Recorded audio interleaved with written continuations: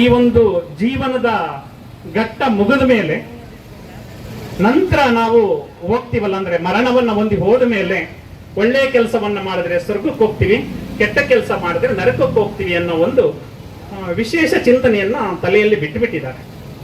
ಆದ್ರೆ ಅದು ಸುಳ್ಳು. ನಮ್ಮ ಶರಣರು ಅದನ್ನ ಅಲ್ಲಗೆಳಿತಾರೆ.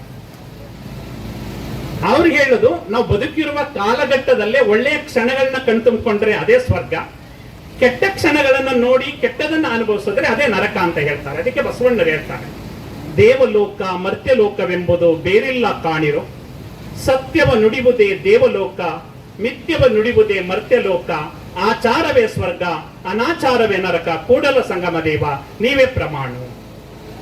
ದೇವಲೋಕ ಮರ್ತ್ಯಲೋಕ ಬೇರೆ ಯಾವುದೂ ಅಲ್ಲ ಕಣಪ್ಪ, ಸತ್ಯವ ನುಡಿಬುದೇ ದೇವಲೋಕ. ಇವತ್ತು ನಮ್ಮ ಪೂಜ್ಯರಿದ್ದಾರೆ, ವಚನಗಳನ್ನ ಇಲ್ಲಿ ನಾವು ಹೇಳ್ತಾ ಇದ್ದೀವಿ. ಆ ಒಂದು ಸತ್ಯದ ವಚನಗಳನ್ನ, ಸತ್ಯದ ನುಡಿಗಳನ್ನ ಇವತ್ತು ನೀವು ಕೇಳ್ತಾ ಇರೋದ್ರಿಂದ ನಾವು ಎಲ್ಲಿದ್ದೇವೆ? ಮದ್ದೂರಲ್ಲಿ ಈ ಒಂದು ಆವರಣದಲ್ಲಿಲ್ಲ, ಎಲ್ಲಿದ್ದೇವೆ? ದೇವಲೋಕದಲ್ಲಿದ್ದೇವೆ. ಆಚಾರಯುಕ್ತವಾದ ಕಾರ್ಯಕ್ರಮ ನಡೀತಾ ಇದೆ ಅಂದ್ರೆ ನಾವೆಲ್ಲಿದ್ದೇವೆ? ಸ್ವರ್ಗದಲ್ಲಿದ್ದೇವೆ ಅನ್ನೋ ಒಂದು ಭಾವವನ್ನ ಬಸವಣ್ಣವರು ಬಿತ್ತನೆ ಮಾಡಿದ್ದಾರೆ. ಅಂತಹ ಒಂದು ದೇವಲೋಕ ಮತ್ತು ಸ್ವರ್ಗ ಸಮಾನವಾದಂತಹ ಒಂದು ವೇದಿಕೆಯನ್ನು ಸೃಷ್ಟಿ ಮಾಡಿರುವಂತಹ ನಮ್ಮ ಶಿವಾನಂದರವರು ಮತ್ತು ಅವರ ಪರಿವಾರದವರಿಗೆ ನಾನು ಭಕ್ತಿಪೂರ್ವಕ ಶರಣಾರ್ಥಿಗಳನ್ನ ಅರ್ಪಿಸೋದಕ್ಕೆ ಇಚ್ಛೆ ಪಡ್ತೇನೆ. ಬಸವ ಎಂದರೆ ಏನು? ಬ ಅಂದರೆ ಬದುಕಿನ, ಸ ಎಂದರೆ ಸತ್ಯವ, ವ ಎಂದರೆ ವಚನದ ಮೂಲಕ ತಿಳಿಸಿಕೊಟ್ಟವರೇ ಬಸವ. ಬದುಕಿನ ಸತ್ಯವ ವಚನಗಳ ಮೂಲಕ ತಿಳಿಸಿಕೊಟ್ಟವರೇ ಬಸವ. ದೇವರಾಗಬಹುದು, ಬಸವಣ್ಣನವರಾಗಲು ಸಾಧ್ಯವಿಲ್ಲ ಅಂತ ಹೇಳ್ತಾರೆ. ದೇವರಾಗ್ಬೋದಂತೆ, ಆದ್ರೆ ಬಸವಣ್ಣನವರನ್ನಾಗೋದಿಕ್ಕೆ ಸಾಧ್ಯ ಇಲ್ಲ. ಅದಕ್ಕೆ ಕಾರಣ ಏನು? ಕಲ್ಯಾಣದ ಪಟ್ಟಣದಲ್ಲಿ ಸಂಬೋಳಿ ನಾಗಿದೇವ ಅಂತ ಅವರು ದೇವಸ್ಥಾನ ದೂರದಿಂದ ನೋಡೋದಕ್ಕೆ ಹೋಗ್ತಾರೆ. ಸಂಬೋಳಿ ನಾಗಿದೇವ ದೂರದಿಂದ ನೋಡಕ್ಕೆ ಹೋದಾಗ ಅವರನ್ನ ಎಲ್ಲ ದಬ್ಬಿ ಹೊರಗಡೆ ಹೊಡೆದು ಕಳಿಸ್ಬಿಡ್ತಾರೆ, ರೋಡಲ್ಲಿ ಬಂದು ಬಿದ್ದು ಬಿಡ್ತಾರೆ ಸಂಬೋಳಿ ನಾಗಿದೇವ. ಆಗ ಬಸವಣ್ಣನವರು ಮಾರ್ಗದಲ್ಲಿ ಬರ್ತಾ ಇರ್ಬೇಕಾದ್ರೆ ಬಂದು ಅವರನ್ನ ಎತ್ಕೊಳ್ತಾರೆ. ಆದ್ರೆ ಆ ಸಂಬೋಳಿ ನಾಗಿದೇವನಿಗೆ ಹೇಗೆ ಹೊಡೆದಿದ್ದಾರೆ ಅಂದ್ರೆ ಕಣ್ಣು ಕಾಣ್ತಾ ಇಲ್ಲ, ಮಾತಾಡೋದಕ್ಕೆ ಬಾಯಿ ಬರ್ತಾ ಇಲ್ಲ, ಆ ರೀತಿ ಹೊಡೆದಿದ್ದಾರೆ. ಆದ್ರೂ ಕೂಡ ಅವರನ್ನ ಹಿಡ್ಕೊಂಡು ಬಂದೆಯ ಬಸವ ಅಂತ ಅವರು ಕೈಯನ್ನ ಕಣ್ಣಿಗೆ ಒತ್ಕೊಳ್ತಾರೆ. ಆಗ ಬಸವಣ್ಣರು ಕೇಳ್ತಾರೆ, ಅಲ್ಲೋ ನಾಗಿದೇವ, ನಿನಗೆ ಕಣ್ಣು ಕಾಣ್ತಾ ಇಲ್ಲ, ಏನು ಇಲ್ಲ, ಆದ್ರೂ ಕೂಡ ನಾನು ಬಂದವನೇ ಬಸವ ಅಂತ ನಿನಗೆ ಹೇಗೆ ಗೊತ್ತಾಯ್ತು ಅಂದ್ರೆ, ಕಲ್ಯಾಣದ ಪಟ್ಟಣದಲ್ಲಿ ಬಿದ್ದವರನ್ನ ಎತ್ತಲಿಕ್ಕೆ ಬಸವಣ್ಣ ಬರದ ಇನ್ಯಾರು ಬರ್ತಾರೆ ದೇವ ಅಂತ ಹೇಳ್ತಾರಂತೆ. ಅಂತಹ ಬಸವ ಇವತ್ತು ವಿಶ್ವ ಗುರುವಾಗಿದ್ದಾರೆ, ಒಂದು ವಿಶ್ವ ಜ್ಯೋತಿ ಆಗಿದ್ದಾರೆ. ಯಾಕಂದ್ರೆ ಅವರ ತತ್ವ ಏನು ಅಂದ್ರೆ, ಅಲ್ಲಿವರೆಗೆ ದೇವರು ಅಂದ್ರೆ ಭಯವನ್ನ ಸೃಷ್ಟಿ ಮಾಡಿಬಿಟ್ಟಿದ್ರು. ಎಲ್ಲ ದೇವರ ಬಗ್ಗೆ ಮಾತಾಡ್ತಾ ಇದ್ರು ಹೊರತು ಜನರ ಬಗ್ಗೆ ಯಾರು ಮಾತನಾಡ್ತಾ ಇರಲಿಲ್ಲ. ಭಯವೇ ಧರ್ಮದ ಮೂಲವಾಗಿತ್ತು.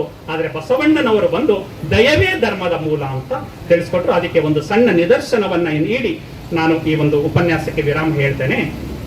ಒಕ್ಕಲಿಗ ಮುದ್ದಣ್ಣ ಅಂತ, ಯಾಕಂದ್ರೆ ಇಲ್ಲಿ ಒಕ್ಕಲಿಗ ಜನಾಂಗದವರು ಹೆಚ್ಚಿಗಿರೋದ್ರಿಂದ ಒಕ್ಕಲಿಗ ಮುದ್ದಣ್ಣ ಅನ್ನೋ ಶರಣರು ಕೂಡ ಬಸವಣ್ಣನವರ ಕಾಲಘಟ್ಟದಲ್ಲಿ ಇದ್ರು ಅನ್ನೋದನ್ನ ಅರ್ಥ ಮಾಡ್ಕೊಳ್ಬೇಕಾಗತ್ತೆ. ಆ ಒಕ್ಕಲಿಗ ಮುದ್ದಣ್ಣನವರ ಜಯಂತಿಯನ್ನ ಮಣ್ಣೆತ್ತಿನ ಅಮಾವಾಸ್ಯೆ ಅಂತ ಹೇಳ್ತಾರಲ್ಲ, ಅವತ್ತು ಒಕ್ಕಲಿಗ ಮುದ್ದಣ್ಣನವರ ಜಯಂತಿಯನ್ನ ಉತ್ತರ ಕರ್ನಾಟಕದಲ್ಲಿ ಹೆಚ್ಚು ಆಚರಣೆ ಮಾಡ್ತಾರೆ, ದಕ್ಷಿಣ ಕರ್ನಾಟಕದಲ್ಲೂ ಕೂಡ ಆಚರಣೆ ಮಾಡಬೇಕು ಅನ್ನೋ ಒಂದು ಸದಾ ಆಶಯವನ್ನ ಇಟ್ಕೊಂಡು ನಾನು ಈ ಒಕ್ಕಲಿಗ ಮುದ್ದಣ್ಣನವರ ನಿದರ್ಶನವನ್ನು ಹೇಳೋದಕ್ಕೆ ಇಷ್ಟಪಡ್ತೇನೆ.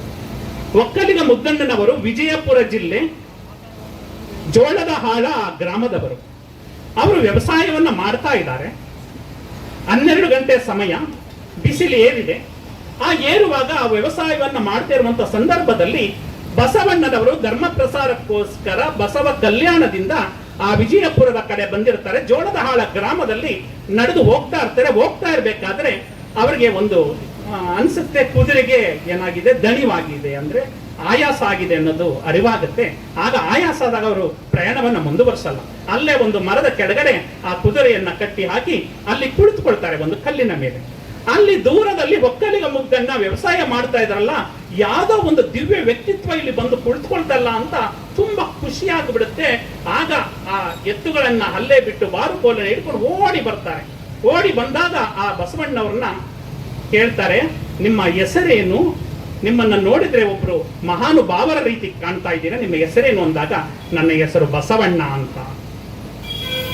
ಅನೇಕ ವಚನಗಳನ್ನ ರಚನೆ ಮಾಡಿದ್ದೀನಿ ಅಂತ ಸಣ್ಣ ಪರಿಚಯವನ್ನ ಮಾಡಿಕೊಡ್ತಾರೆ. ಆಗ ಅವ್ರು ಹೇಳ್ತಾರೆ, ಒಕ್ಕಲಿಗ ಮುದ್ದಣ್ಣ, ಗುರುವೇ, ದೇವರ ಬಳಿ ನಾವು ಹೋಗ್ಬೇಕು, ಆದ್ರೆ ದೇವರ ನನ್ನ ಬಳಿ ಬಂದಂಗಾಯ್ತಲ್ಲ, ನಿಮ್ಮನ್ನ ನೋಡಬೇಕು ಅಂತ ಅನೇಕ ವರ್ಷಗಳಿಂದ ನಾನು ಕಾಯ್ತಾ ಇದ್ದೆ, ನೀವೇ ನನಗೆ ಬಂದಂಗಾಯ್ತಲ್ಲ ಅಂತ ಹೇಳಿ ಅವರಿಗೆ ಶರಣಾರ್ಥಿಗಳನ್ನ ಅರ್ಪಿಸ್ತಾರೆ. ನಮಸ್ಕಾರ ಮಾಡಕ್ ಹೋಗ್ತಾರೆ. ಬೇಡ, ಬಾಗಿದ ತಲೆ ಮುಗಿದ ಕೈಯಾಗಿರಿಸು. ಬಸವಣ್ಣವ್ರು ಹೇಳೋದಷ್ಟೇ, ಬಾಗಿದ ತಲೆ ಇರ್ಲಿ, ಮುಗಿದ ಕೈಯಾಗಿರ್ಲಿ ಅಂತ ಹೇಳಿ ಅವರಿಗೆ ನಮಸ್ಕಾರವನ್ನ ಮಾಡಿ ಕೇಳ್ತಾರೆ, ಒಕ್ಕಲಿಗ ಮುದ್ದಣ್ಣ, ಗುರುವೇ, ಧರ್ಮ ಅಂದ್ರೆ ಏನು ಅಂತ ಹೇಳಿ. ಆಗ ಅವ್ರು ಹೇಳ್ತಾರೆ ಬಸವಣ್ಣವರು, ನೋಡಪ್ಪ, ಧರ್ಮ ಅಂದ್ರೆ ಏನು ಅಂತ ನಾನು ಅನೇಕ ವರ್ಷಗಳ ಕಾಲ ಅಧ್ಯಯನ ಮಾಡಿದ್ದೇನೆ. ಅನೇಕ ವರ್ಷಗಳ ಅಧ್ಯಯನ ಮಾಡಿರುವಂತಹ ಧರ್ಮವನ್ನ ನೀನು ನಿಂತ ಜಾಗದಲ್ಲಿ ಧರ್ಮ ಅಂದ್ರೆ ಏನು ಅಂತ ಹೇಳೋದಕ್ಕೆ ಸಾಧ್ಯವಿಲ್ಲ. ಧರ್ಮ ಅಂದ್ರೆ ಏನು ಅಂತ ಹೇಳಬೇಕು ಅಂದ್ರೆ ಕನಿಷ್ಠ ಪಕ್ಷ ವರ್ಷ ಬೇಕು, ಇಲ್ಲ ಅಂದರೆ ತಿಂಗಳು ಬೇಕು, ಇಲ್ಲ ಅಂದರೆ ವಾರ ಬೇಕು ಅಂದಾಗ ಒಕ್ಕಲಿಗ ಮುದ್ದಣ್ಣ ಹೇಳ್ತಾರೆ, ಗುರುಗಳೇ, ನಾನು ವರ್ಷಗಟ್ಟಲೆ, ವಾರಗಟ್ಟಲೆ, ತಿಂಗಳುಗಟ್ಟಲೆ ಧರ್ಮದ ಸಾರವನ್ನ ತಿಳಿಯೋ ಒಂದು ವ್ಯವಧಾನ ಇಲ್ಲ. ನೀವು 2 ನಿಮಿಷದಲ್ಲಿ ಧರ್ಮ ಅಂದ್ರೆ ಏನು ಅಂತ ಹೇಳಿದ್ರೆ ನನಗೆ ಆ ಧರ್ಮದ ಸಾರವನ್ನ ತಿಳಿಯೋದಕ್ಕೆ ಅನುಕೂಲ ಆಗುತ್ತೆ ಅಂತ ಹೇಳಿದಾಗ, ಆಗ ಬಸವಣ್ಣವ್ರು ಅಂತಾರೆ, ಇಷ್ಟು ವರ್ಷಗಳವರೆಗೆ ಇಂತಹ ಒಂದು ದಿಟ್ಟ ವ್ಯಕ್ತಿತ್ವವಿರುವಂತಹ ಒಕ್ಕಲಿಗ ಮುದ್ದಣ್ಣ ಅನ್ನುವ ಒಬ್ಬ ಶರಣರನ್ನ ನಾನು ಕಾಣಲಿಲ್ವಲ್ಲ ಅಂತ ಹೇಳಿ ಮನಸ್ಸಿನಲ್ಲಿ ಆ ಪರಶಿವನನ್ನು ನೆನೆದುಕೊಂಡು ಆಗ ಅವರು ಒಂದು ವಚನವನ್ನು ಉದ್ಗಾರ ಮಾಡ್ತಾರೆ. ಧರ್ಮ ಅಂದ್ರೆ ಏನು ಅಂತ ಅವ್ರು ಹೇಳ್ತಾರೆ, ದಯವಿಲ್ಲದ ಧರ್ಮವಾದ್ಯಾವುದಯ್ಯ, ದಯವೇ ಬೇಕು ಸಕಲ ಪ್ರಾಣಿಗಳೆಲ್ಲರಲ್ಲಿ, ದಯವೇ ಧರ್ಮದ ಮೂಲವಯ್ಯ, ಕೂಡಲ ಸಂಗಯ್ಯನಂತಲ್ಲ ದೊಲ್ಲನಯ್ಯ ಅಂತ ಹೇಳ್ಬಿಡ್ತಾರೆ. ಅಂದ್ರೆ ದಯವಿಲ್ಲದ ಧರ್ಮ ಯಾವುದು? ಧರ್ಮ ಅಂದ್ರೆ ದಯೆ ಇರಬೇಕು, ಸಕಲ ಪ್ರಾಣಿಗಳಲ್ಲೂ ಕೂಡ ಅದು ಒಂದು ದಯೆ ಇದ್ದಾಗ ಮಾತ್ರ ಅದು ಧರ್ಮ ಅಂತ ಹೇಳ್ತಾರೆ ಅಂತ ಹೇಳ್ತಾರೆ. ಯಾಕಂದ್ರೆ ಅಂತಹ ಒಂದು ಅಂಶವನ್ನ ಬಸವಣ್ಣ ಪರಿಚಯಿಸ್ತಾರೆ. ಅದುವರೆಗೆ ಸಕಲ ಜೀವಾತ್ಮರಿಗೆ ಲೇಸನೆ ಬಯಸುವ ಕುಲಜರೇ ಶರಣರು ಅನ್ನೋ ಒಂದು ಹೊಸ ಪ್ರಯೋಗವನ್ನ ಮಾಡುವುದರ ಮುಖಾಂತರ ವಿಶ್ವದ ಭೂಪಟದಲ್ಲಿ ಸ್ಥಾನವನ್ನ ಪಡೆದವರು ವಿಶ್ವಗುರು ಬಸವಣ್ಣನವರು. ಅಂತ ಒಂದು ಅಂಶವನ್ನ ದಯವೇ ಧರ್ಮದ ಮೂಲ ಅಂತ ಹೇಳಿದ ತಕ್ಷಣ ಒಕ್ಕಲಿಗ ಮುದ್ದಣ್ಣನವರು ಆ ಕಡೆಯಿಂದ ಭಾರವಾದ ಹೆಜ್ಜೆಯನ್ನ ಹಾಕೊಂಡು ಬಾರುಕೋಲನ್ನ ಇಟ್ಕೊಂಡು ಬರ್ತಿರ್ತಾರೆ. ಆಗ ಆ ಒಂದು ದಯವೇ ಧರ್ಮದ ಮೂಲ ಅನ್ನೋ ಒಂದು ಸಾರವನ್ನ ಕೇಳಿದ ತಕ್ಷಣ ಅವರ ಮನಸ್ಸು ಹಗುರವಾಗುತ್ತೆ. ಹಗುರವಾಗಿ ಈ ಕಡೆಯಿಂದ ಅವರು ಏನ್ ಮಾಡ್ತಾರೆ, ಆ ಬಸವ ತತ್ವವನ್ನ ಕೇಳಿ ಅವರ ಧರ್ಮದ ಸಾರವನ್ನ ಉಣ್ಣುತ್ತಾರೆ. ಉಂಡಾಗ ಅವ್ರು ಹೇಳ್ತಾರೆ, ಬಸವ, ಇದುವರೆಗೆ ನಮ್ಗೆ ದಯವೇ ಧರ್ಮದ ಮೂಲ ಅನ್ನೋ ಒಂದು ತತ್ವವೇ ಗೊತ್ತಿರಲಿಲ್ಲ, ಭಯವೇ ಧರ್ಮದ ಮೂಲ ಅನ್ನೋ ಒಂದು ಚಿಂತನೆ ನಮ್ಮ ತಲೆಯಲ್ಲಿತ್ತು ಅಂತ ಹೇಳಿ ಕೊನೆಗೆ ಬಾರುಕೋಲನ್ನ ಬಿಸಾಡ್ತಾರೆ. ಬಿಸಾಡಿ ಬಸವಣ್ಣನವರನ್ನ ಅಪ್ಪಿಕೊಂಡು ಅನಂತರ ಏನ್ ಮಾಡ್ತಾರೆ, ಆ ಕಡೆಯಿಂದ ಭಾರವಾದ ಹೆಜ್ಜೆಯನ್ನು ಹಾಕೊಂಡು ಬಂದಿರಂತವ್ರು ಈ ಕಡೆ ಹೂವಿನ ರೀತಿ ಹಗುರವಾದ ಹೆಜ್ಜೆಯನ್ನು ಹಾಕೊಂಡು ಹೋಗ್ತಾರೆ. ಅದುವರೆಗೆ ಎತ್ತುಗಳಿಗೆ ಬಾರುಕೋಲಿಂದ ಹೊಡಿತಾ ಇರ್ತಾರೆ. ಆ ಬಾರುಕೋಲನ್ನ ಬಿಸಾಕಿ ಎತ್ತುಗಳನ್ನ ಎದೆಗೆ ಅವಿಚಿಕೊಂಡು ಪ್ರೀತಿಯ ವರ್ಷವನ್ನ ಕರೀತಾರೆ, ಪ್ರೀತಿಯ ಮಳೆಯ ಕರೀತಾರೆ. ಅವರು ಕೂಡ ಶರಣರಾಗಿ ನಂತರ ಬಸವ ಕಲ್ಯಾಣಕ್ಕೆ ಹೋಗಿ ಕಾಮ ಭೀಮ ಜೀವಧನದೊಡೆಯ ಎಂಬ ಅಂಕಿತದಲ್ಲಿ ಅನೇಕ ವಚನಗಳನ್ನ ರಚಿಸ್ತಾರೆ. ಆದ್ರೆ ಒಕ್ಕಲಿಗ ಮುದ್ದಣ್ಣನವರ ಕೇವಲ 12 ವಚನಗಳು ಮಾತ್ರ ನಮ್ಗೆ ಇದುವರೆಗೆ ದೊರೆತಿದೆ ಅನ್ನೋದನ್ನ ನಾವು ಭಾವಿಸ್ತೇವೆ. ಹಂಗೆ ಒಕ್ಕಲಿಗ ಮುದ್ದಣ್ಣನವರನ್ನು ಕೂಡ ವಚನಕಾರರಾಗಿ ಮಾರ್ಪಡಿಸಿ ಈ ಒಂದು ಧರ್ಮದ ಶ್ರೇಷ್ಠತೆಯನ್ನು ಎತ್ತಿ ಹಿಡಿದಂತವರು ವಿಶ್ವಗುರು ಬಸವಣ್ಣನವರು. ಆದುದರಿಂದ ಇನ್ನು ಮುಂದಿನ ದಿನಗಳಲ್ಲಿ ಈ ಒಂದು ಒಕ್ಕಲಿಗ ಪರಂಪರೆಯ ಮತ್ತೆ ಈ ಒಂದು ವ್ಯವಸಾಯಕ್ಕೆ ಮಹತ್ವವನ್ನು ಕೊಡುವಂತಹ ಒಕ್ಕಲಿಗ ಮುದ್ದಣ್ಣನವರ ಜಯಂತಿಯನ್ನ ನಾವು ನಾಡಿನಾದ್ಯಂತ ಆಚರಿಸುವಂತಹ ಪರಂಪರೆ ಪ್ರಾರಂಭವಾಗಬೇಕು. ಅದಕ್ಕೆ ಈ ಸಂದರ್ಭದಲ್ಲಿ ಆ ಒಂದು ಅಂಶವನ್ನು ಹೇಳುವಾಗಲೇ ನಮ್ಮ ಮಾನ್ಯ ಶಾಸಕರು ಕೂಡ ಇಲ್ಲಿ ಆಗಮಿಸಿದ್ದಾರೆ. ಆ ಶಾಸಕರ ಮುಖಾಂತರ ಒಂದು ವಿಧಾನಸೌಧದಲ್ಲಿ ಒಕ್ಕಲಿಗ ಮುದ್ದಣ್ಣನವರ ಪರಂಪರೆಯನ್ನು ಎತ್ತಿ ಹಿಡಿಯುವುದರ ಮುಖಾಂತರ ಅವರ ಜಯಂತಿಯನ್ನು ಆಚರಿಸಲು ಒಂದು ಅವಕಾಶವನ್ನ ಮಾಡಿಕೊಡ್ಬೇಕು ಅಂತ ಹೇಳ್ತಾ, ಕೊನೆಯದಾಗಿ ಬಸವಣ್ಣನವರನ್ನ ಇವತ್ತು ವಿಶ್ವಗುರು ಆಗಿದ್ದಾರೆ. ಅಮೆರಿಕಾದಲ್ಲೂ ಕೂಡ ಅನೇಕ ರಾಜ್ಯಗಳಲ್ಲಿ ಈ ಒಂದು ಬಸವ ತತ್ವವನ್ನ ಒಪ್ಪಿ ಏಪ್ರಿಲ್ 20ನೇ ತಾರೀಕನ್ನ ಬಸವ ದಿವಸ್ ಅಂತ ಆಚರಣೆಯನ್ನ ಮಾಡ್ತಾ ಇದ್ದಾರೆ. ಆ ಆಚರಣೆ ಮಾಡೋದು ಒಂದು ವಿಶೇಷ ಇಲ್ಲ, ಯಾಕಂದ್ರೆ ಅವರಿಗೆ ಗೊತ್ತಿದೆ ಬಸವ ತತ್ವವನ್ನ ಯಾವಾಗ ಇಂಗ್ಲಿಷ್ಗೆ ತರ್ಜುಮೆ ಆಯ್ತೋ ಇಡೀ ವಿಶ್ವವೇ ಬಸವಣ್ಣನವರನ್ನ ಕೊಂಡಾಡ್ತಾ ಇದೆ. ನಾವು ಅಂದ್ಕೊಳ್ತೀವಿ ಅರ್ಥಶಾಸ್ತ್ರದ ಪಿತಾಮಹ ಆಡಮ್ ಸ್ಮಿತ್ ಅಂತ ಕರಿತೀವಿ. ಅವ್ರು ಏನ್ ಹೇಳ್ತಾರೆ, ಅರ್ಥಶಾಸ್ತ್ರ ಅಂದರೆ ಸಂಪತ್ತನ್ನು ಅರಿಯುವ ಶಾಸ್ತ್ರ ಅಂತ ಹೇಳ್ತಾರೆ ಆಡಮ್ ಸ್ಮಿತ್ 18ನೇ ಶತಮಾನದಲ್ಲಿ.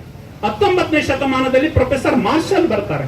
ಆ ಮಾರ್ಷಲ್ ಹೇಳ್ತಾರೆ, ಅರ್ಥಶಾಸ್ತ್ರ ಅಂದ್ರೆ ಕೇವಲ ಸಂಪತ್ತನ್ನ ಅರಿತರಾಗೋದಿಲ್ಲ, ಆ ಸಂಪತ್ತನ್ನ ತಿಳ್ಕೊಂಡ ಜೊತೆಗೆ ಆ ಸಂಪತ್ತು ಜನಸಾಮಾನ್ಯರಿಗೆ ಬಳಕೆ ಆಗ್ಬೇಕು, ಬಳಕೆ ಆದ್ರೆ ಮಾತ್ರ ಅದನ್ನ ಅರ್ಥಶಾಸ್ತ್ರ ಅಂತ ಕರೀತಾರೆ ಅಂತ. ಅದನ್ನ 19ನೇ ಶತಮಾನದಲ್ಲಿ. ಆದ್ರೆ ಬಸವಣ್ಣನವರ 12ನೇ ಶತಮಾನದಲ್ಲಿ ದುಡಿದು ಉಂಡ್ರಿ, ಉಳಿದದ್ರಲ್ಲಿ ಸ್ವಲ್ಪ ಸಮಾಜಕ್ಕೆ ಕೊಡ್ರಿ ಅಂದ್ರು. ದುಡಿದು ಉಂಡ್ರಿ ಅಂದ್ರೆ ಕಾಯಕ, ಸ್ವಲ್ಪ ಸಮಾಜಕ್ಕೆ ಕೊಡ್ರಿ ಅಂದ್ರೆ ದಾಸೋಹ. ಅಂತ ಕಾಯಕ ಮತ್ತು ದಾಸೋಹ ತತ್ವವನ್ನ ಅರ್ಥಶಾಸ್ತ್ರದ ಒಂದು ಪರಿಕಲ್ಪನೆಯನ್ನ 12ನೇ ಶತಮಾನದಲ್ಲಿ ಉಂಟು ಮಾಡಿದಂತಹ ಬಸವಣ್ಣನವರು ಅರ್ಥಶಾಸ್ತ್ರದ ನಿಜವಾದ ಪಿತಾಮಹ ಆಗೋದರಲ್ಲಿ ಯಾವುದೇ ಸಂದೇಹವಲ್ಲ. ಇದನ್ನ ವಿಶ್ವವೇ ಈಗ ಪರಿಚಯ ಮಾಡಿಕೊಳ್ತಾ ಇದೆ. ಪರಿಚಯ ಮಾಡಿಕೊಂಡು ಕೇವಲ ಬಸವಣ್ಣನವರು ಕರ್ನಾಟಕದ ಸಾಂಸ್ಕೃತಿಕ ನಾಯಕ ಮಾತ್ರ ಅಲ್ಲ, ಭಾರತದ ಸಾಂಸ್ಕೃತಿಕ ನಾಯಕ ಮಾತ್ರವಲ್ಲ, ವಿಶ್ವದ ಸಾಂಸ್ಕೃತಿಕ ನಾಯಕ ಆಗುವುದರಲ್ಲಿ ಮುಂದಿನ ದಿನಗಳಲ್ಲಿ ಎರಡು ಮಾತಿಲ್ಲ ಅಂತ ಹೇಳ್ತಾ, ಅಂತಹ ವಿಶ್ವದ ಸಾಂಸ್ಕೃತಿಕ ನಾಯಕ ಬಸವಣ್ಣವರಾಗ್ಲಿ ಅಂತ ಹೇಳ್ತಾ, ಇವತ್ತು ಜಾಗತಿಕ ಲಿಂಗಾಯತ ಮಹಾಸಭಾ ಮದ್ದೂರು ತಾಲೂಕಿನಲ್ಲಿ ಈ ಒಂದು ಬಸವ ತತ್ವವನ್ನ ಪಸರಿಸಲು ಮತ್ತು ಪ್ರತಿಯೊಬ್ಬರನ್ನು ಕೂಡ ಇವ ನಮ್ಮವ ಎಂದು ಅಪ್ಪಿಕೊಳ್ಳಲು ಈ ಒಂದು ಕಾರ್ಯಕ್ರಮವನ್ನು ನಮ್ಮ ಮಂಡ್ಯದ ಕಾಯಕಯೋಗಿ ಶಿವಕುಮಾರ್ ಅವರ ನೇತೃತ್ವದಲ್ಲಿ ಪ್ರಾರಂಭ ಮಾಡಿದೆ. ನಿಮ್ಮ ಈ ಒಂದು ಮಂಡ್ಯದಲ್ಲಿ ಬಸವ ಬೆಳಕು ಬೆಳಗಲಿ.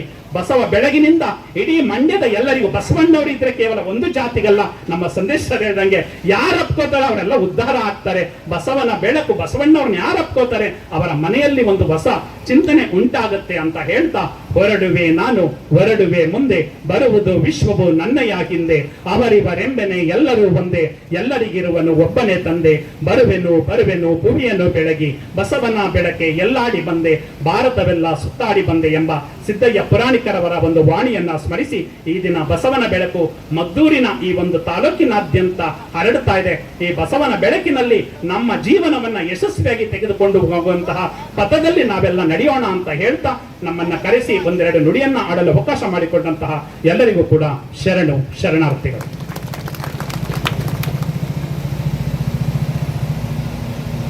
ಇಲ್ಲಿಯವರೆಗೆ ಬಹಳ ಸೊಗಸಾಗಿ ಸಂಕ್ಷಿಪ್ತವಾಗಿ ಬಸವಣ್ಣನವರ ಬಗ್ಗೆ ತಿಳಿಸಿಕೊಟ್ಟಂತಹ ವಚನ ಕುಮಾರಸ್ವಾಮಿರವರಿಗೆ ಹೃದಯಪೂರ್ವಕ ಧನ್ಯವಾದಗಳು.